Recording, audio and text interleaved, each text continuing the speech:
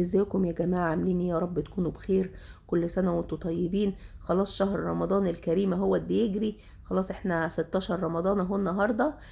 ربنا يتقبل صيامنا ويتقبل صلاتنا ويهدلنا اولادنا وينصر اخواتنا في فلسطين نصرا قريبا يا رب، اللهم امين. النهاردة هقول لكم طريقة عمل تورتة الكنافة بالفراولة بطريقة بسيطة خالص. يعني وحاجة تشرف. اول حاجه طبعا هنعملها شربات الكنافه. انا جايبه كيلو كنافه مفرومه. هنجيب 4 كوبايات سكر ونحط عليهم كوبايتين ميه ونعصره ليمونه كامله. طبعا احنا بنعصر ليمون ليه على الشربات؟ علشان خاطر الشربات ما يسكرش مننا. وهنجيب بما يعادل برضو كوبايتين زبده نسيحهم على النار. والكنافه اهوت. انا قلت بقى النهارده سهل على نفسي واجيبها مفرومه جاهزه من عند الراجل. لو طبعا انتم جايبين الكنافه مش مفرومه، تحطوها في الفريزر وتتلجوها كويس قوي وتطلعوها هتتكسر معاكم بمنتهى البساطه. اهو جبنا الكنافه وحطينا عليها 3 معالق سكر بودره وهنقلبها كويس. طبعا احنا حطينا السكر البودرة الاول قبل ما نحط الزبدة علشان خاطر ما يكلكعش مننا. اهو نقلبها كويس قوي. ما تنسوناش بقى بالاشتراك واللايك الجميلة بتاعتكم، وطبعا تعليقاتكم بتهمنا جدا. اهو حطينا الزبدة اهوت. طبعا احنا مسيحين الزبدة. كيلو الكنافة بياخد كوبايتين زبدة سايحة.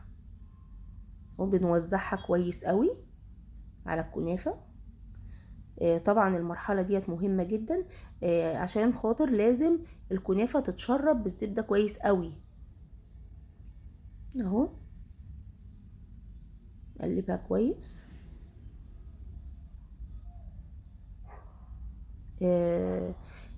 بنجيب بقى حلة نحطها على النار نسخنها وننزل الكنافة بالظبط كأننا بنحمر شعرية. اهو زي ما انتم شايفين كأننا بنحمر شعرية. وتسيبوها لحد ما تاخد اللون الذهبي الجميل بتاعها. بس اهم حاجة يعني على طول تقعدوا تقلبوا فيها علشان خاطر ما تبقاش فيه اجزاء منها ممكن تتحرق منكم، لان انتوا عارفين طبعا الكنافة بتبقى اخف من الشعرية. اهو على طول ايدينا تبقى فيها على النار.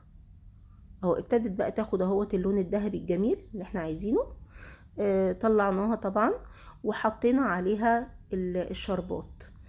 طبعا شربات الكنافة ديت احنا بنتقله شوية علشان خاطر الكنافة تتماسك ما تتفرفتش مننا واحنا بنحطها في الصينية. اهو بنقلبها كويس بالشربات اهو.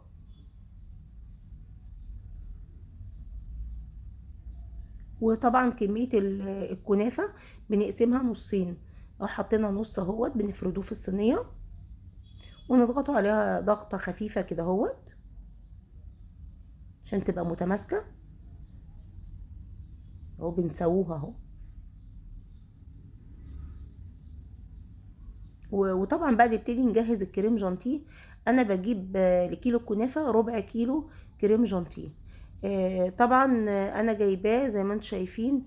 ما حطيتش قدام منكم سكر بودره لان هو عليه السكر البودره جاهز. لكن لو انتوا جايبينه خام حطوا على ربع كيلو الكريم جانتيه حطوا عليه معلقتين سكر بودره. وطبعا اللبن يكون ساقع وتقلبوه جيدا علشان ايه؟ يعمل كده يتماسك ويبقى جميل، يتماسك معاكم كمان بسرعة. هنجيب اهوت هنفرد الكريم جانتيه على الكنافة اهو. طريقة بسيطة وسهلة وفي نفس الوقت يعني جميلة خالص. هنرش بقى جوزة الهند كده رشة خفيفة يعني. كل ما تبقى الحاجة بسيطة بتبقى أجمل. هنحط بقى النص التاني اهو بتاع الكنافة ونفرده. وتبتدوا برضو تضغطوا عليه تفردوه تضغطوا عليه كده هو الضغطة خفيفة كده اهو. اهو قدامكم تماسكت اهي الكنافه في بعضها. نحط بقى الكريم جانتيه على الوش النهائي بتاع الكنافه. فردناه تكونوا جايبين فراولة مقطعينها شرايح، وطبعا خلي بالكم الفراولة اغسلوها كويس عشان خاطر الرملة اللي فيها. ونرصص طبعا الفراولة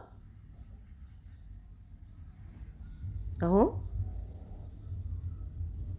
بسم الله ما شاء الله، بقى تطلع لنا شبه اللوحة الفنية ما شاء الله، حاجة جميلة. ولو هتقدموها لضيوف حاجة تشرف كده، وفي نفس الوقت الولاد تتبسط. ادي يا جماعة هو الشكل النهائي. تسيبوها بقى شوية كده لحد ما تتماسك في بعضها، تحطوها في التلاجة واهوت. تبتدوا بقى تقطعوها وتحطوها في صحون تقديم.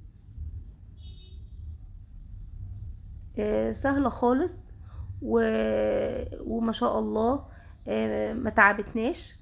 في ثواني هي عملناها، هي حاجة اخر جمال. وهو حطيناها في صحون التقديم اهي.